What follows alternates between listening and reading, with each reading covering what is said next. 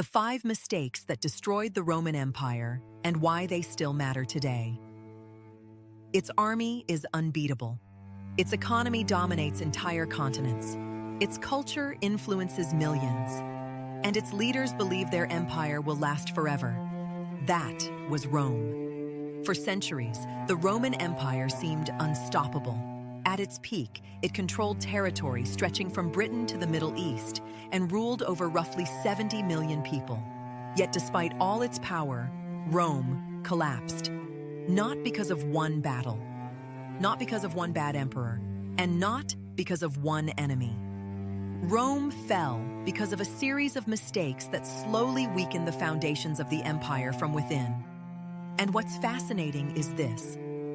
Many of those same mistakes still appear in modern societies today. This is perspective.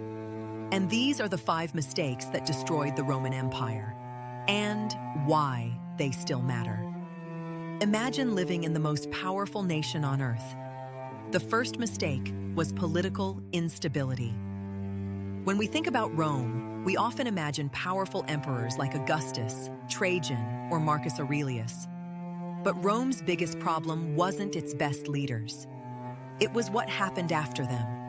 During one 50-year period known as the Crisis of the 3rd Century, Rome had more than 20 emperors. Many were assassinated. Others were overthrown. Some ruled for only a few months. Imagine trying to run a company if the CEO changed every 6 months. Long-term planning becomes impossible. Instead of solving problems, leaders spend their time fighting to stay in power. Roman politics became less about governing and more about survival. Generals competed against generals. Political factions fought each other. Civil wars drained resources that should have been used to strengthen the empire. And while Rome's leaders fought among themselves, external threats continued to grow. The lesson: a nation can survive many challenges. But when its leaders become more focused on defeating each other than solving problems, decline often follows. The second mistake was becoming too large. At its height, Rome controlled around 5 million square kilometers of territory. That sounds impressive, but there was a hidden cost. Every border needed protection. Every province required administration.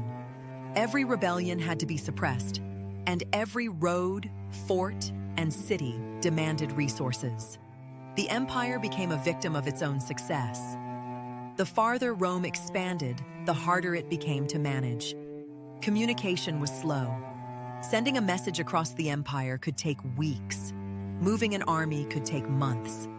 Problems that began at the edge of the empire often became serious before Rome could respond.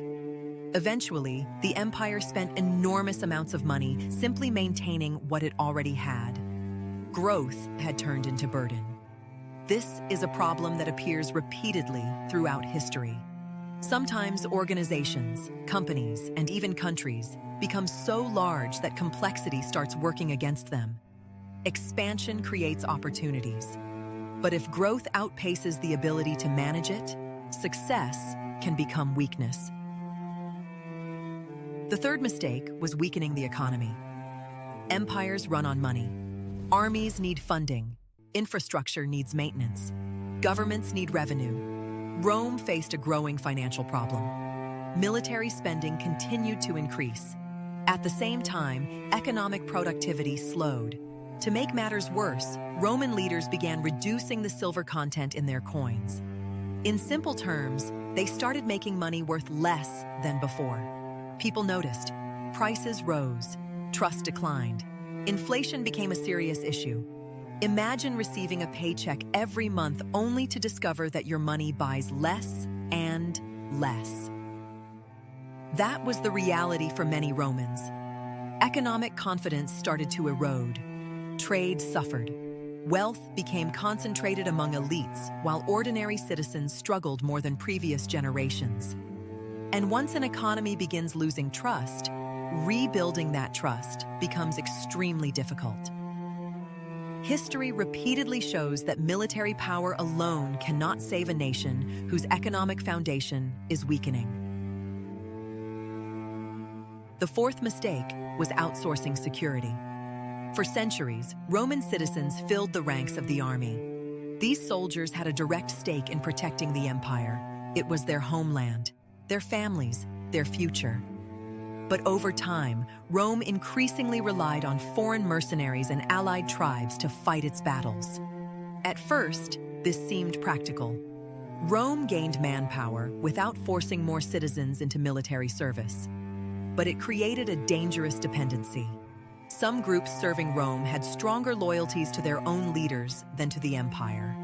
Others eventually turned against Rome altogether.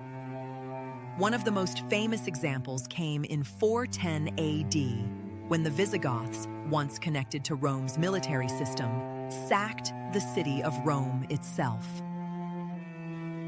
For Romans, it was unthinkable. The deeper lesson is not just military. When critical systems become dependent on people or groups whose interests are fundamentally different from your own, vulnerability grows. Convenience can create hidden risks, and those risks often remain invisible until a crisis arrives. The fifth mistake was the most dangerous of all. Rome gradually lost a sense of shared identity. In its early years, many Romans believed deeply in the idea of Rome. They shared common values, common responsibilities, and a collective sense of purpose. But as centuries passed, divisions increased. The gap between rich and poor widened. Political conflict intensified. Trust in institutions weakened.